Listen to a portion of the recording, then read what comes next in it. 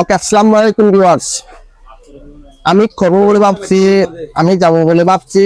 এরকম যদি আপনারা ইংরেজিতে বাক্য তৈরি করতে চান, তাহলে আমাদের ব্যবহার করতে হবে at first item of plus verb plus ING plus extension.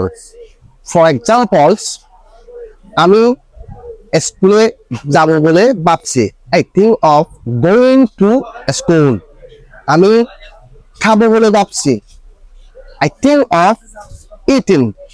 আমি সকালের নাস্তা করবো বলে ভাবছি।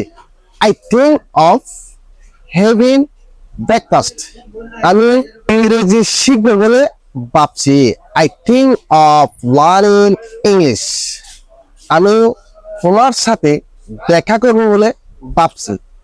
I think of meeting with you. আমি তোমাকে ফোন করবো বলে ভাবছি। I think of making a call to you. আমি তোমার সাথে যাব বলে ভাবছি। I think of going with you. Thanks for watching. Thank you so much.